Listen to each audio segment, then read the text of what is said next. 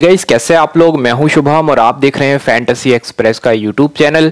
इस वीडियो में हम बात करने वाले हैं Kolkata night Riders versus royal Challengers Bangalore के बीच में होने वाले फर्स्ट आईपीएल मैच के बारे में। आईपीएल 2025 का पहला मुकाबला हम कवर करने वाले हैं केकेआर वर्सेस आरसीबी के बीच में, और इस मैच में कुछ इंटरेस्टिंग चीजें आपको पता लगेंगी। केकेआर के वो कौन से प्लेयर हैं जो आपके लिए कैप्टनसी के सबसे बेस्ट ऑप्शन होंगे, कुछ बॉलर्स और बैट्समैन हैं आरसीबी में जो आपको कंसीडर करने चाहिए, खास करके इस ईडन गार्डन्स के विकेट पे।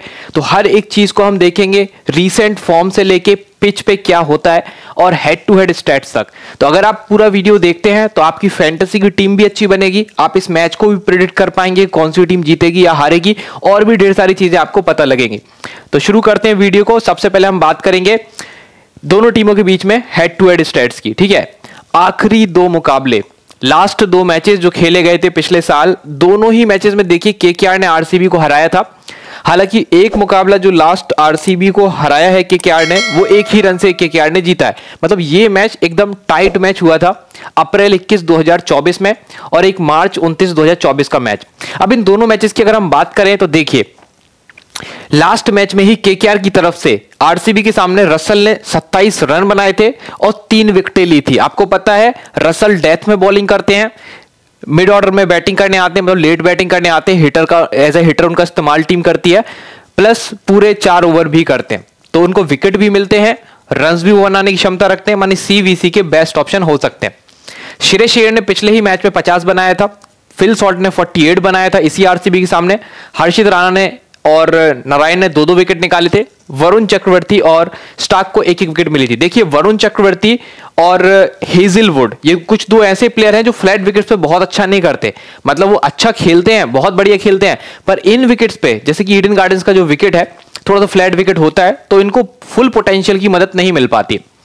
आरसीबी की तरफ से लास्ट टाइम जब केकेआर के सामने आरसीबी खेली तो विल जैक्स ने 55 बनाया था, रजत पाटीदार ने 52 का स्कोर किया था, जो अभी आपने शायद मुश्ताक अली ट्रॉफी में देखा हुआ, क्या जबरदस्त परफॉर्मेंसेस दिए।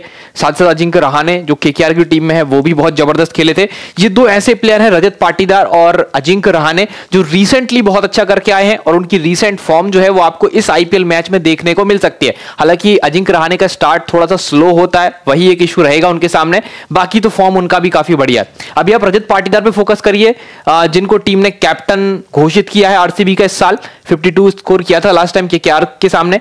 दिनेश कार्तिक का 25 था, प्रभु देसाई का 21 था, कैमरॉन ग्रीन, दयाल ने 2-2 विकेट निकाले थे, और लास्ट ईयर फर्गसन सिराज ने 1 विकेट निकाला था। हालांकि तब से अब में केकेआर और आरसीबी में काफी चेंजेस आ गए हैं, जो मैं आपको आगे वीडियो में बताऊंगा, और कैसे इस मैच को आप विन कर सकते हैं वो स्ट्रेटजी भी सब हम देखने वाले। एक और मैच देखते हैं केकेआर आरसीबी का, जिसको केकेआर ने 7 विकेट से जीता था।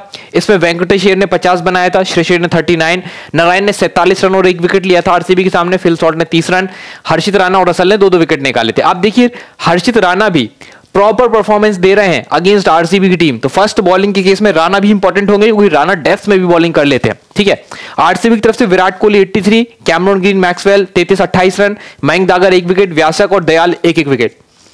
देखिए केकेआर और आरसीबी की अगर हम बात करें हेड टू हेड में, मतलब आप आमने सामने इन टीमों ने 34 मैचेस आपस में खेले हैं, केकेआर ने 20 जीते हैं, आरसीबी ने 14 जीते हैं, मतलब मैचेस टाइट हुए हैं। थोड़ा सा केकेआर आगे है आरसीबी के मुकाबले हेड टू हेड रिकॉर्ड में।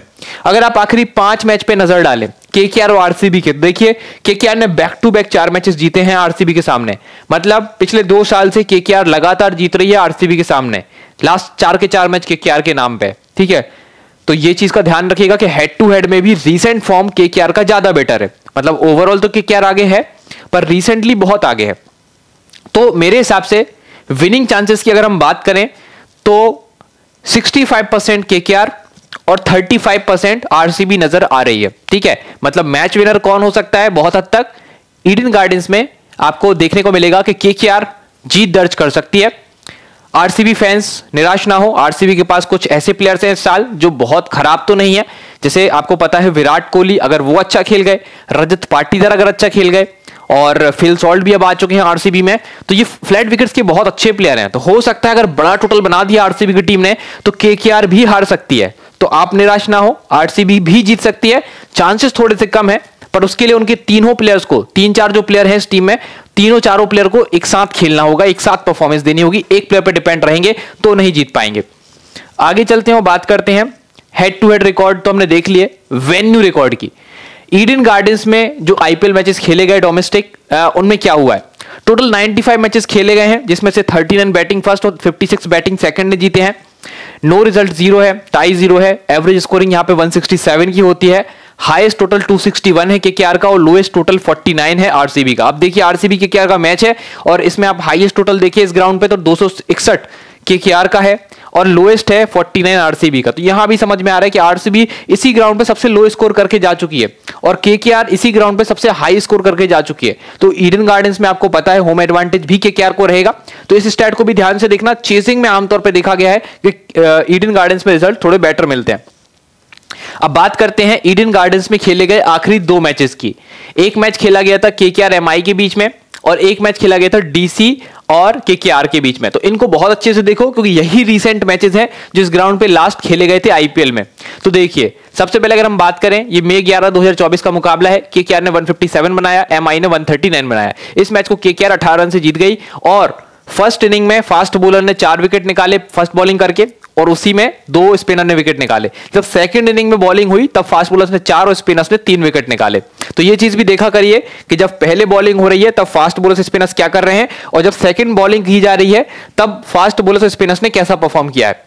जनरली स्पिनर्स सेकंड बॉलिंग में ज्यादा बेटर करते हैं पर ऐसा नहीं है, हर बार नहीं होगा। अब डीसी और केकेआर का एक मैच देखिए, डीसी ने 153 बनाया, केकेआर ने 157।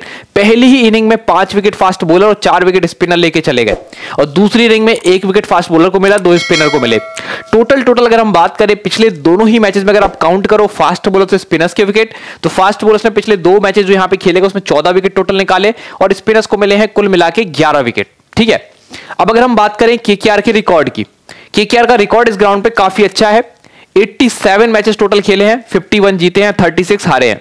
मतलब 50% से ज्यादा विनिंग का रिकॉर्ड जो है वो केकेआर का नजर आ रहा है इस ग्राउंड पे, 50% से ज्यादा। ठीक है, और अगर हम हेड टू हेड रिकॉर्ड देखें तो टोटल मैचेस 12 खेले गए हैं, केकेआर ने 8 जीते हैं, आरसीबी ने 4 जीते हैं, 0 मैच टाई हुए। हेड टू हेड में मतलब इस ग्राउंड पे जब ये दोनों टीमें खेलती हैं तब टोटल 12 मैचेस इनके बीच में हुए जिसमें केकेआर ने 8 और आरसीबी ने 4 जीते। तो यहां भी नजर आ रहा है कि केकेआर आरसीबी से ज्यादा मैचेस विन कर गई है इस ग्राउंड पे। सेपरेटली केकेआर ने भी तब भी अच्छे मैचेस जीते हैं और अगेंस्ट आरसीबी भी अच्छे मैचेस जीते हैं। आरसीबी का सेपरेट रिकॉर्ड देखें तो इस ग्राउंड पर टोटल 13 मैचेस हैं जिसमें से जीते हैं ये 5 मैच और हारे हैं 8 मुकाबले। तो केकेआर के मुकाबले आरसीबी का रिकॉर्ड ग्राउंड पे अच्छा नहीं है, ये हमें ये शीट बता देती है। ठीक है, आगे चलते हैं और हम देख लेते हैं कुछ और स्टैट्स। प्लेइंग 11 देखेंगे सबसे पहले और फिर हम प्लेयर्स के स्टैट्स पे नजर डालेंगे। अगर हम प्लेइंग 11 पे नजर डालें तो देखिए सबसे पहले आप देखिए ओपनर्स कौन है केकेआर की टीम में। ओपनर्स की बात करें तो ओपनर्स में आपको मिलेंगे क्विंटन डिकॉक जो कि स्पिन के बहुत अच्छे प्लेयर हैं, विकेट कीपिंग स्किल्स भी काफी अच्छी हैं और आईपीएल में आप जानते ही हैं जबरदस्त प्लेयर हैं पावर प्ले के, तो इनसे उम्मीद रहेगी बड़ा स्कोर करने की। सुनील नारायण थोड़ा सा हिट और मिस टाइप प्लेयर हैं, बल्ला घुमाते रहते हैं और दिक्कत यही कि बैटिंग इनके जो स्टैट्स है वो बहुत अच्छे नहीं है, पर अगर विकेट बैटर्स को फेवर ज्यादा करेगा तब सुनील नारायण से भी आप एक अच्छी इनिंग देख सकते हैं। और बॉलिंग तो इनकी अच्छी है ही, मतलब बैटिंग इनका बोनस होता है मैं तो ये मानता हूं, और बाकी बॉलिंग में हमेशा 1-2 विकेट आराम से आपको लेके देते हैं। मतलब सीवीसी के कप्तानी वाइस कप्तानी के एक अच्छे ऑप्शन सुनील नारायण दिख रहे हैं। इसके बाद इनके इंपैक्ट प्लेयर मेरे हिसाब से रघुवंशी होंगे, Angkrish Raghuvanshi as an impact player कहीं भी खेलने आ सकते हैं। नंबर 3 नंबर 4 एक अच्छी पोजीशन है रघुवंशी के लिए। अजिंक्य रहाणे नंबर 3 या नंबर 4 पे ये भी बैटिंग करेंगे, थोड़ा सा स्लो खेलते हैं तो इनको थोड़ा सा शुरुआत में तेज खेलना होगा क्योंकि स्लो स्ट्राइक रेट से आप यहां पे रन्स नहीं बना सकते। एक चीज जरूर है कि भाई रिसेंटली मैंने आपको बोला था शेख मुश्ताक अली ट्रॉफी में ये अच्छा खेले थे, मतलब हाईएस्ट रन स्कोरर थे और फॉर्म बहुत ही सॉलिड दिख रही थी। तो अगर वही फॉर्म वापस देखने को मिलेगी तो मुझे लगता है रहाणे भी एक अच्छे पिक हो सकते हैं इस बैटिंग विकेट पे। Venkatesh Iyer most of the time KKR के लिए काफी जबरदस्त रन बनाते हैं और पार्ट टाइम गेंदबाजी कर सकते हैं, तो ये प्लेयर भी आपको लेना होगा। इनको प्रॉब्लम रहती है फास्ट बॉलर्स जो कि बाउंसर डालें, लंबे फास्ट बॉलर्स जो होते हैं ना उनसे वेंकटेश अय्यर को दिक्कत होती है, तो मोस्टली ये हेजलवुड के सामने हो सकता है थोड़े परेशान हो जाए। अजिंक्य रहाणे स्पिन को बढ़िया खेलते हैं, वेंकटेश अय्यर भी स्पिन को ठीक खेलते हैं, पर पेसर जो कि बाउंस प्रोड्यूस करे ना तो उसके सामने वेंकटेश जल्दी विकेट दे सकते हैं।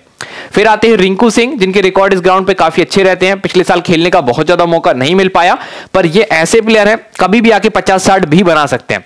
बस इनसे पहले टीम आंद्रे रसल को प्रमोट कर देती है, तो ये एक इशू रहता है कि रसल को टीम बैटिंग देती ही देती है। अगर आखिरी के 2-3 ओवर बचेंगे तो रिंकू से पहले टीम रसल को ही भेजेगी, तो वो एक इशू है कि बैटिंग ऑर्डर रिंकू का काफी डाउन है। ऊपर काफी अच्छे अच्छे प्लेयर हैं, तो बैटिंग का मौका कम मिलता है या फिर कभी कभी नहीं भी मिलती बैटिंग। रमनदीप सिंह टीम के ऑलराउंडर एवरेज पिक ही होंगे, क्योंकि परफॉर्मेंस बहुत जबरदस्त इनके देखने को नहीं मिलते हैं। एंड्रिच नोकिया रीसेंट फॉर्म बहुत अच्छी नहीं है, पर डेथ संभाल सकते हैं टीम के लिए, तो वो एक एडवांटेज रहेगा। हर्षित राणा प्रॉपर डेथ में बॉलिंग करेंगे, और इनके साथ मेरे हिसाब से रसल को बॉलिंग करनी चाहिए, बट क्योंकि एंड्रिच नॉटजे भी हैं तो ये भी डेथ बॉलिंग कर लेते हैं, तो हो सकता है इन तीनों का ट्रायो आपको देखने को मिले बॉलिंग में। बॉलिंग ऑप्शन केकेआर के पास बहुत ज्यादा है। सुनील नारायण है, रसल है, रमनदीप है, एंड्रिच नोकिया है, हर्षित राणा, वरुण चक्रवर्ती, वैभव अरोरा, बहुत ज्यादा बॉलिंग ऑप्शंस है। जिसमें से अगर हम बात करें 4 ओवर पूरे करने की, तो सुनील नारायण को पूरे 4 ओवर करने चाहिए। रसल 3 से 4 ओवर आप मान लो कि कर सकते हैं। उसके बाद वरुण चक्रवर्ती को पूरे 4 ओवर करने चाहिए। हर्षित राणा 3 से 4 ओवर मान लीजिए। एंड्रिच नोकिया 3 से 4 ओवर, और बाकी ओवर जो बचेंगे वो रमनदीप सिंह में जा सकते हैं। अरोरा को 2-3 ओवर मिल सकते हैं। ठीक है, तो इस टाइप से समझ लीजिएगा। मेन बॉलर जो है टीम के वो रसल नारायण है, जिसमें नारायण मेन बॉलर मानिए, वरुण मेन बॉलर मानिए, राणा नौजे भी मेन बॉलर मानिए। ठीक है, बाकी टीम ऑन पेपर काफी अच्छी लग रही है। अब इन प्लेयर्स के हम एक बार रिकॉर्ड भी देख लेते हैं, जांच लेते हैं कि कैसे क्या रिकॉर्ड चल रहे हैं इनके। ये देखिए, ये स्लाइड आपको बताएगी कि इन प्लेयर्स का परफॉर्मेंस कैसा चल रहा है। बिल्कुल मैं आपको शॉर्ट में चीजें बता रहा हूं, क्योंकि कई वीडियोस आप यूट्यूब पे देखेंगे ना तो बहुत ज्यादा डिटेल्ड है, ओवर डिटेल्ड है, उतनी आपको जरूरत नहीं है। ठीक है, आपको जरूरत कितनी है जितना मैं आपको बता रहा हूं, क्योंकि इससे ज्यादा आपको जरूरत नहीं पड़ेगी, इससे ज्यादा की नीड नहीं है आपको। ठीक है, अब देखो सबसे पहले हम इस कॉलम में प्लेयर्स के नाम देख रहे हैं। टोटल 12 प्लेयर है, क्योंकि एक इंपैक्ट प्लेयर है, टोटल 11 होते हैं प्लेइंग 11 में प्लेयर, पर एक इंपैक्ट प्लेयर होने की वजह से टोटल 12 प्लेयर है। बाजू वाले कॉलम में आपको देखने को मिलेगा कि आखिरी कुछ टी20 मैचेस में इन्होंने परफॉर्म कैसा किया है, अगेंस्ट आरसीबी कैसा परफॉर्मेंस रहा इन केकेआर के प्लेयर्स का, और इस ग्राउंड पे इनके आखिरी कुछ मैचेस कैसे रहे। सब चीजें देखेंगे और उसके हिसाब से मैं आपको बताऊंगा किस प्लेयर को लेना चाहिए और किसको ड्रॉप करना चाहिए। सबसे पहले हम बात करेंगे क्विंटन डिकॉक की। क्विंटन डिकॉक के आखिरी 4 मैचेस बहुत अच्छे नहीं रहे, हालांकि ओवरऑल कैरियर का एवरेज 31.3 टच करता है, जो कि काफी अच्छा है, और पावर प्ले में काफी अटैकिंग नेचर से खेलते हैं। डिकॉक आपके पास होने चाहिए, खास करके ईडन गार्डन्स में, क्योंकि यार रन्स बहुत बनेंगे और डिकॉक को छोड़ना रिस्की हो सकता है। Against RCB last time de Kock ने 81 का स्कोर किया था, उसके पहले 6 रन, 3 रन, 24 रन, ये इनके आखिरी 4 मैचेस हैं। बैटिंग एवरेज ओवरऑल 37.7 की होती है, तो मतलब ये खेलते हैं अच्छा है आरसीबी को। और अगर हम बात करें इनके ग्राउंड रिकॉर्ड की, तो वो ज्यादा अच्छा नहीं है। पिछले 2-3 मैचेस जो इनके रहे इस ग्राउंड पे वो थोड़े से खराब रहे, जिसके चलते बैटिंग एवरेज मात्र 10 का है।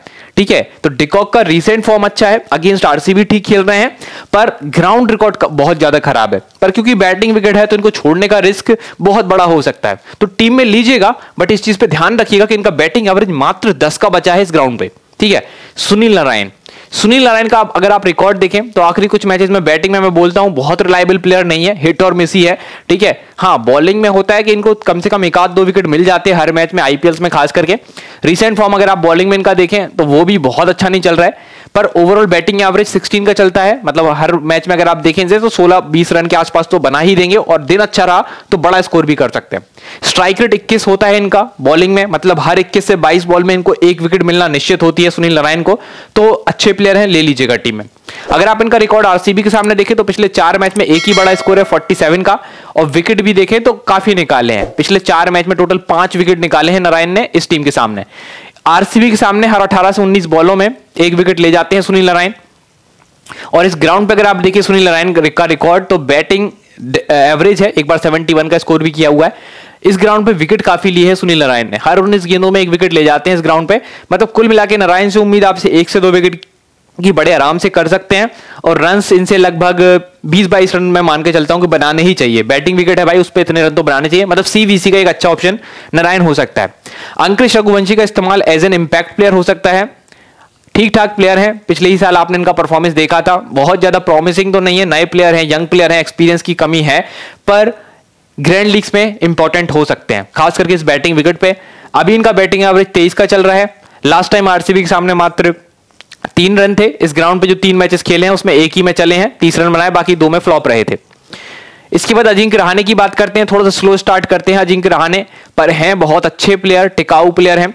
रिसेंट फॉर्म इनकी बहुत अच्छी है, बल्कि अगर आप टीम में देखें तो आई थिंक बैटिंग में सबसे अच्छा रिकॉर्ड अभी इन्हीं का दिख रहा है, अजिंक्य रहाणे का। पिछले 4 मैचेस में लगातार परफॉर्मेंस दिया हुआ है, शेर मुश्ताक अली ट्रॉफी में परफॉर्मर, हाईएस्ट रन गेटर थे। बैटिंग एवरेज 31.7 की चलती है डोमेस्टिक्स में, और इस टीम को भी बढ़िया खेलते हैं आरसीबी के सामने। अगर आप इनके कुछ स्कोर्स देखें तो मोस्टली आपको 25 से 35 के आसपास के स्कोर देखने को कॉमनली मिलेंगे इनके। 35 का इनका एवरेज भी है अगेंस्ट आरसीबी, और इस ग्राउंड पे एवरेज थोड़ा सा कम है 19 का, जबकि ये ग्राउंड बैटिंग के लिए सूटेबल है। लास्ट टाइम 71 बनाया है, तो वही फॉर्म पे डिपेंड करता है। रहाणे की फॉर्म अभी अच्छी है, तो मुझे लग रहा है रन्स बना सकते हैं, पर थोड़ा सा स्लो खेलते हैं रहाणे, और वहीं इनकी गलती हो सकती है शुरुआत में प्रेशर में। ठीक है, वेंकटेश अय्यर के आखिरी 4 मैच अगर आप देखें तो बैटिंग एवरेज 32 है, अच्छा खेलते हैं, और अगर पार्ट टाइम गेंदबाजी थोड़ी बहुत कर देते हैं तो उसमें विकेट में निकालने की भी क्षमता है इनमें। स्ट्राइक रेट 14.3 है, एक अच्छे पिक हो सकते हैं आपके लिए, आपको लेना ही चाहिए। 29 का एवरेज आरसीबी के सामने है, लास्ट टाइम एक मैच में बॉलिंग करी थी आरसीबी के सामने, इनको विकेट नहीं मिला था। और इस ग्राउंड पे अगर आप देखें रिकॉर्ड तो काफी अच्छा है, लास्ट मैच में 42, 26, 39, 16, ये इनकी आखिरी 4 मैचेस ग्राउंड पे ईडन गार्डन्स पे 22 की एवरेज है। कुल मिला के बैटिंग विकेट पे लेना चाहिए आपको। रिंकू सिंह आपके लिए होंगे एक्सेप्शनल पिक, ये ऐसे प्लेयर हैं जिनको हर कोई पिक नहीं करेगा, पर अगर चल गए तो आपके लिए जो है वो एक प्लेटफॉर्म सेट कर सकते हैं, खास करके ग्रैंड लीग्स में। जो लोग जीएल खेलना पसंद करते हैं वो रिंकू सिंह को ट्राई कीजिएगा।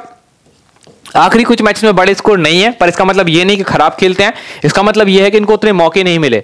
38 की इनकी बैटिंग एवरेज है। आरसीबी के सामने परफॉर्मेंस अगर आप देखें तो ये है 33 की एवरेज है आरसीबी के सामने। इस ग्राउंड पे कुछ रिकॉर्ड देखें तो ये है 37 की एवरेज है।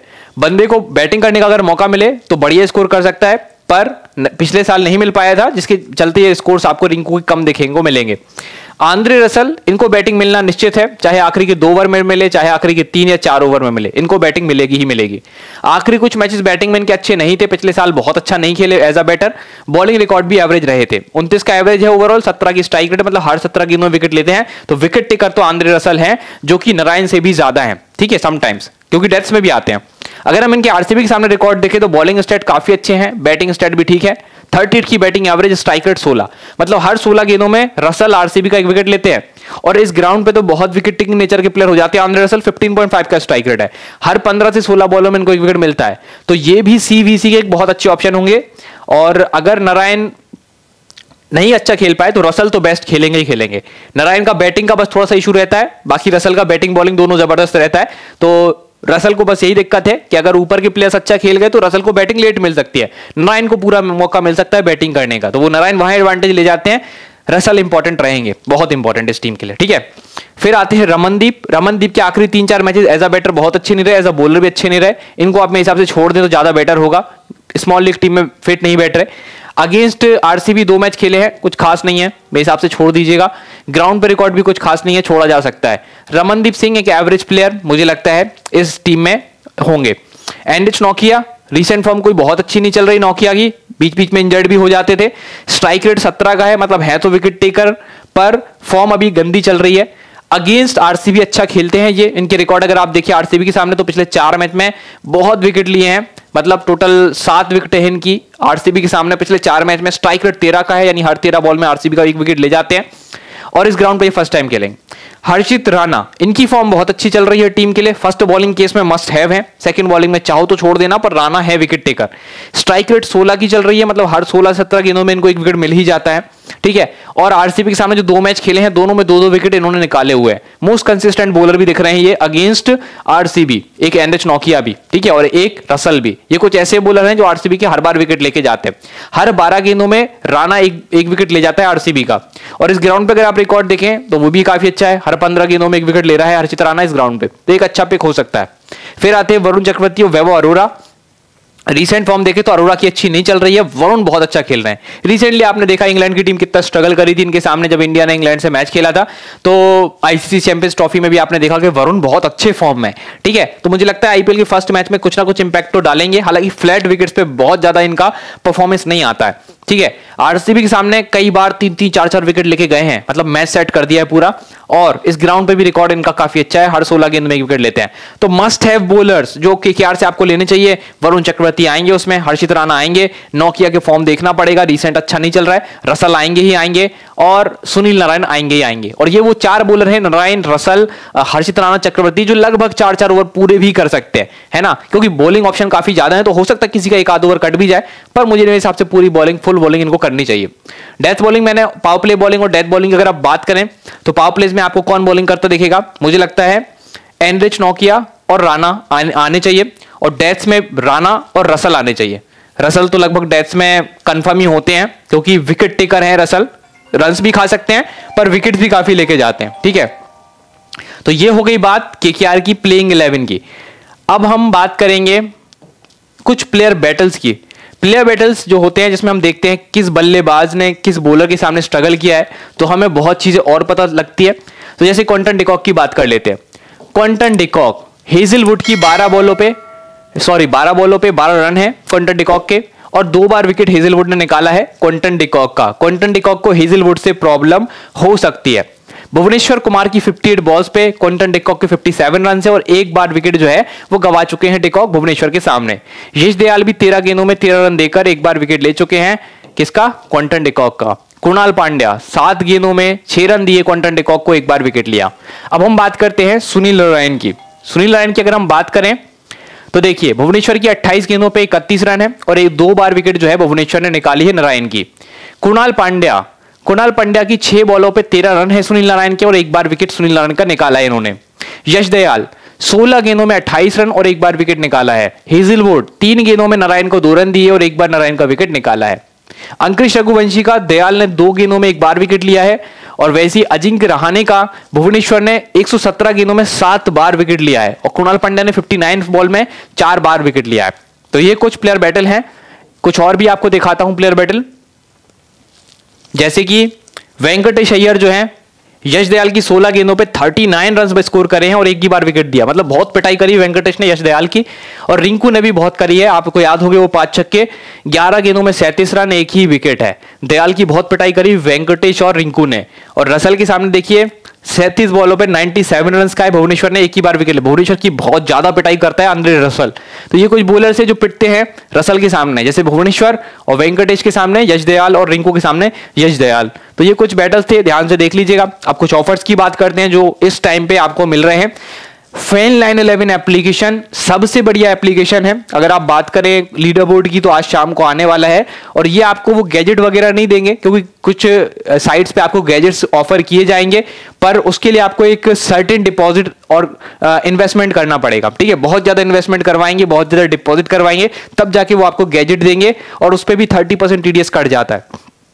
आप यहां खेलिए, यहां आपको कैश कंफर्म मिलेगा, कोई स्लैब नहीं है, कुछ नहीं है। जो नंबर 1 रहेगा रैंक में, चाहे वो 5 रुपए इन्वेस्ट करके आए, चाहे 50 रुपए इन्वेस्ट करके आए, अगर वो रैंक 1 पे है तो आपको वो प्राइस उठा के दे दिया जाएगा। सेकंड पे है तो सेकंड का कैश प्राइस अलग है, थर्ड का कैश प्राइस अलग है। मतलब रैंकिंग सिस्टम है यहाँ पे फैन 11 एप्लीकेशन पे लीडर बोर्ड का, जो कि मुझे बहुत अच्छा लगता है। ऐसा नहीं कि आपको बोले कि 20 लाख इन्वेस्ट करोगे तभी ये मिलेगा, या 50 इन्वेस्ट करोगे तभी ये मिलेगा। हर किसी का बजट इतना नहीं होता है, ठीक है। अगर आपका बजट 50,000, 10,000, 20,000 का भी है, या 2-5,000 का भी है, तो उस हिसाब से भी आपको प्राइस मिल जाएगा यहाँ पे। तो प्लीज खेलिए फैन 11 एप्लीकेशन पे। कम से कम एंट्री फी है, 100% जीएसटी टीडीएस फ्री एप्लीकेशन है। अभी 8% का डिपॉजिट ऑफर भी चल रहा है, और लीडर बोर्ड आज शाम को आने वाला है, ठीक है। तो जैसे ही आएगा मैं आपको टेलीग्राम पे बता दूंगा। टेलीग्राम से नहीं जुड़े तो कमेंट सेक्शन में लिंक है, जाके जुड़ जाइए, सारी इन्फो आपको वहां भी दे दी जाएगी। अभी डाउनलोड कीजिए, रेफर कोड एफएक्स लगाइए। एक और चीज है, जो भी फैन 11 एप्लीकेशन पे मेरा रेफर कोड एफएक्स लगा के आएगा, उसको मिलेगा 50 रुपए का रियल कैश। हाँ, 50 रुपए का रियल कैश, जो आप कहीं भी यूज कर सकते हैं, पूरी ऐप में कहीं भी यूज करिए, कोई टर्म्स एंड कंडीशन नहीं है, 100% यूज होता है। और ये कैसे मिलेगा 50 रुपए? जैसे ही ऐप डाउनलोड करेंगे, रेफर कोड लगा के 5 रुपए इंस्टेंट आ जाएंगे, ठीक है। 10 रुपए आपको मिल जाएंगे आधार वेरिफिकेशन, 10 पैन वेरिफिकेशन पे और 25 बैंक वेरिफिकेशन पे। तो टोटल ऐसे केवाईसी वगैरह करके 50 रुपए का रियल कैश आपको मिलेगा वॉलेट में, जो डिपॉजिट में आएगा, जो आप 100% किसी भी कॉन्टेस्ट को खेल सकते हैं। तो बहुत अच्छी चीज है कि आपको फैन 11 खुद ही 50 रुपए दे रहा है खेलने के लिए।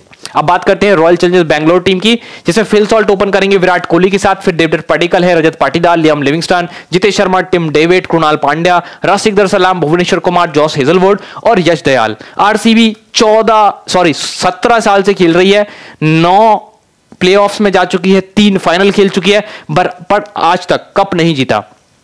पर क्या इस साल ऐसी टीम है ये कि कप जीत सकती है?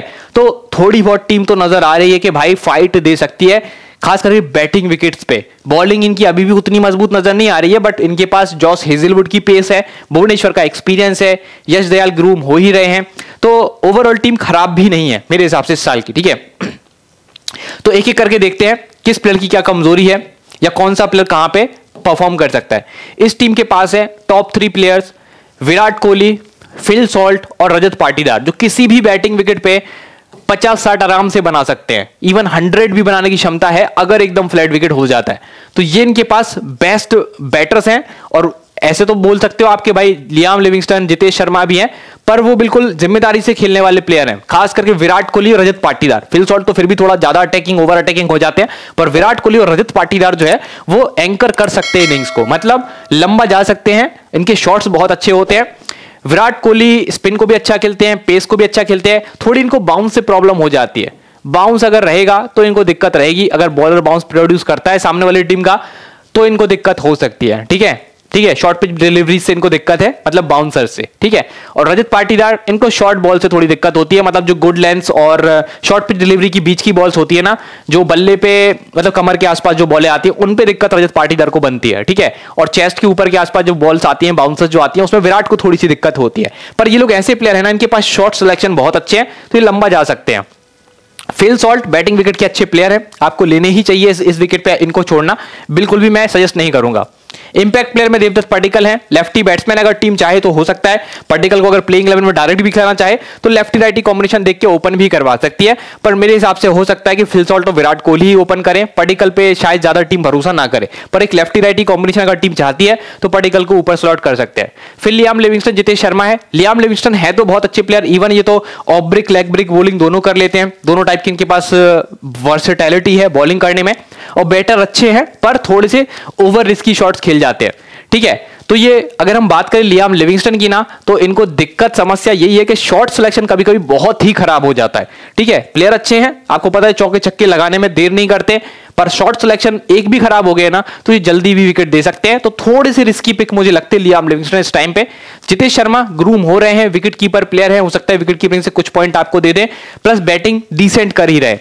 टिम डेविड, इनका तो कोई आप कह सकते हैं इनसे अच्छा कोई फिनिशर शायद ही मुश्किल है कोई हो, मतलब टॉप 3 फिनिशर्स अगर आप टूर्नामेंट के देखें तो Tim David absolutely top 3 finishers में आएंगे, टॉप 3 में आएंगे। ठीक है, जैसे एक आंद्रे रसल हैं, आजकल उनकी फॉर्म खराब चल रही है, बट डेविड की फॉर्म बहुत अच्छी चल रही है, एज अ फिनिशर आते हैं, अगर इनको 3-4 ओवर मिल गए ना तो आराम से 30-40 भी बना के जा सकते हैं, तो ये उस लेवल के प्लेयर है टिम डेविड। इस टीम के पास एक बहुत अच्छा वेपन है फिनिश करने के लिए।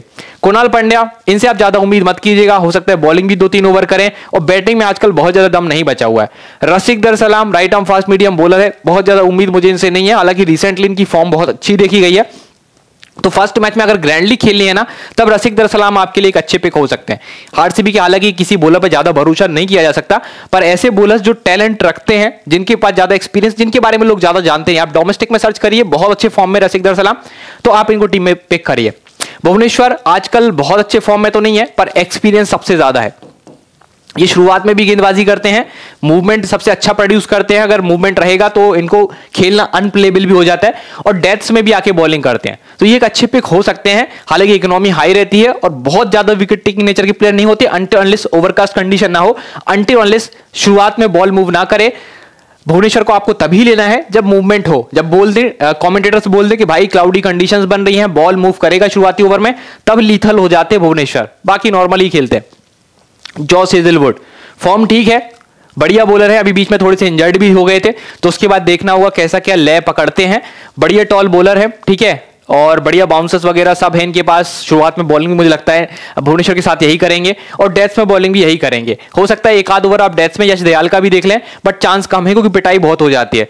2 बॉलर जिन पे जिम्मेदारी होगी पावर प्ले और डेथ्स की, वो भुवनेश्वर कुमार और जॉस हेजलवुड ही मेरे हिसाब से होने चाहिए, और मिड ओवर्स में आपको रसिक दर सलाम, कुणाल पांड्या, लिविंगस्टन, यश दयाल ये लोग देखने को मिलेंगे। ठीक है, डेथ्स और पावर प्ले दोनों भुवनेश्वर और जॉस हेजलवुड। ठीक है, इसके बाद आगे चलते हैं, प्लेयर्स का फॉर्म देखिए, जैसे कि आपको हर बार शीट में दिखाता हूं, और एक कुछ चीज हाईलाइट कर देता हूं। ठीक है, अब देखो यहां पे हम देखेंगे फिल सॉल्ट की परफॉर्मेंस। फिल सॉल्ट का आखिरी कुछ मैचेस अगर आप देखें तो बहुत अच्छा नहीं चल रहा है, 171 का स्कोर है, बाकी स्कोर्स कमजोर है, 25 का एवरेज होता है इनका। लास्ट टाइम केकेआर के सामने भी इनके 5 ही रन थे, और इस ग्राउंड पे इनका रिकॉर्ड सबसे अच्छा है, 58.3 की एवरेज है, और आखिरी कुछ स्कोर्स देखो, ऑलमोस्ट 50 प्लस के स्कोर कर रखे हैं। तो इस बैटिंग विकेट पे फिल सॉल्ट लेने चाहिए।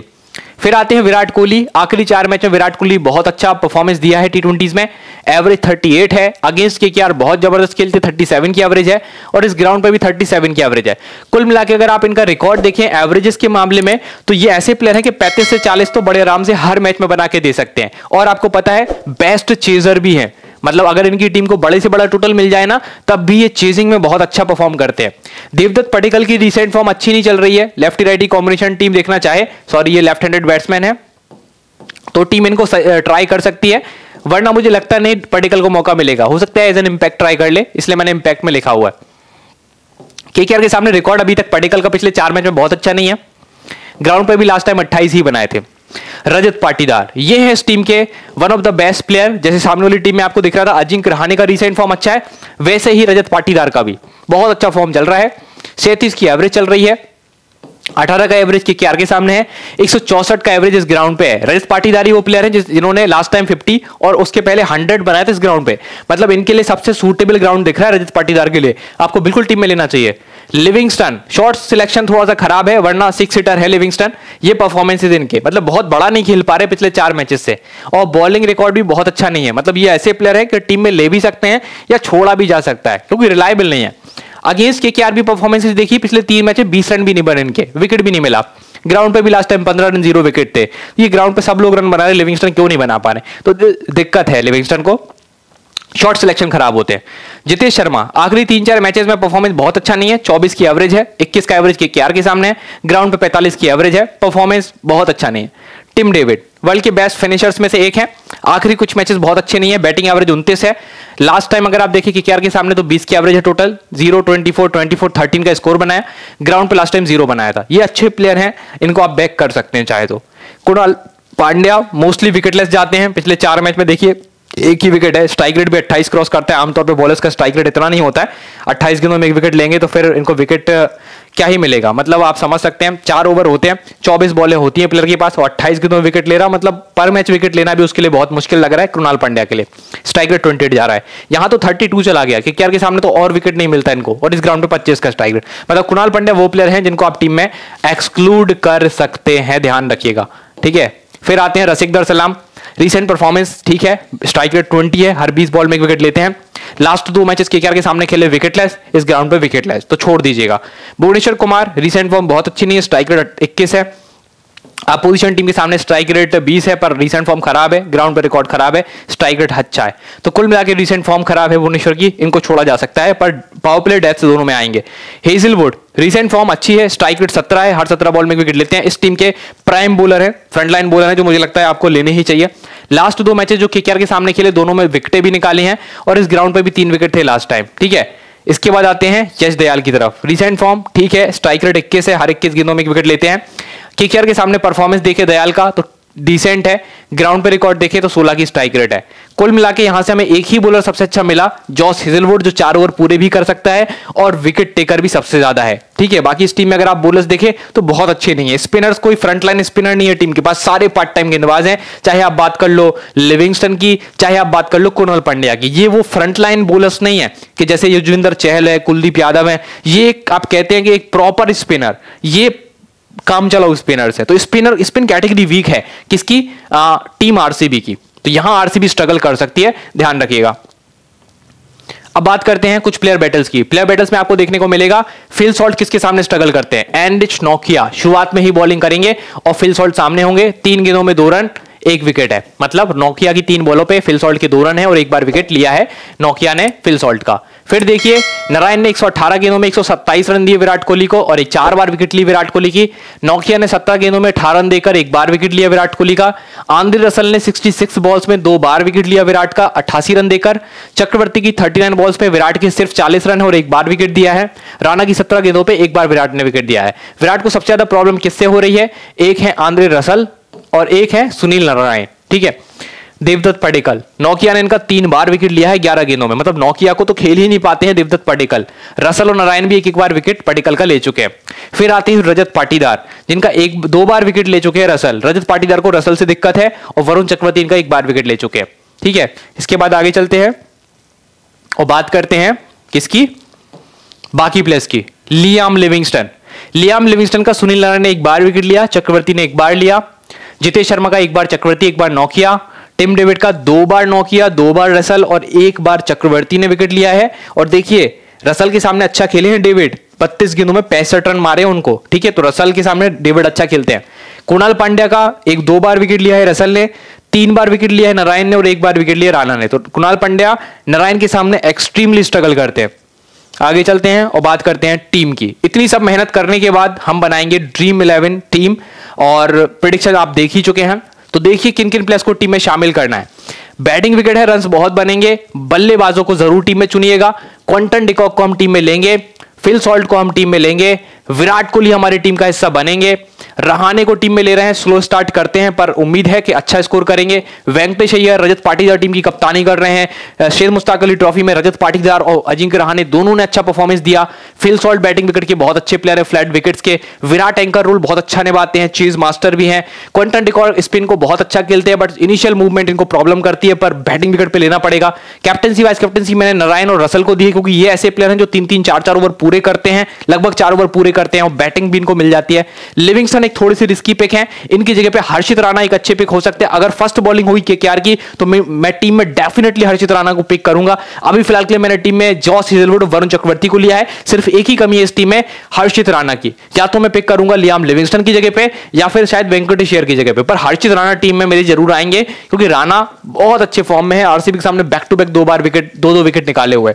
तो ये मेरी फैंटेसी टीम है जो इसके साथ मैं जा सकता हूं और इससे करोड़ों आप जीत सकते हैं। सिर्फ थोड़े बहुत चेंजेस अगर आप करें स्टैट्स देख के तो आपकी टीम ग्रैंड लीग्स में बहुत अच्छा वर्क कर सकती है। कोई ग्रैंड लीग की टीम कहीं अलग से नहीं आती है, थोड़ा सा हटके आपको सोचना होता है तभी आप रैंक 1 पे आते हैं। लैम्बोर्गिनी जैसे प्राइजेस हो गए और जितने भी दुनिया में प्राइजेस आपको मिल रहे हैं फैंटेसी में, बेस्ट टीम बनाएंगे ना तो सब मिलेगा। बेस्ट टीम बनाने का एक ही तरीका है, स्टैट्स को ध्यान से देखिए, कैलकुलेटेड रिस्क लीजिए, ठीक है, तभी आप बड़ा जीतेंगे। वरना स्मॉल लीग तो मैं आपको जितवा ही देता हूं, स्मॉल लीग की हमारी जो टीम होती है one of the best teams होती है फैंटेसी में, पर ग्रैंड लीग में आपको कुछ अलग सोचना होता है, कुछ एकाध रिस्क आपको ऐसा लेना पड़ता है जो नॉर्मल लोग नहीं ले पाएंगे, तभी तो आप ग्रैंड लीग में सबसे ऊपर पहुंचेंगे। अब तो आपको 30-30 टीम का ऑप्शन मिलने लगा बनाने का, तो प्लीज आप ऐसे ही करिए।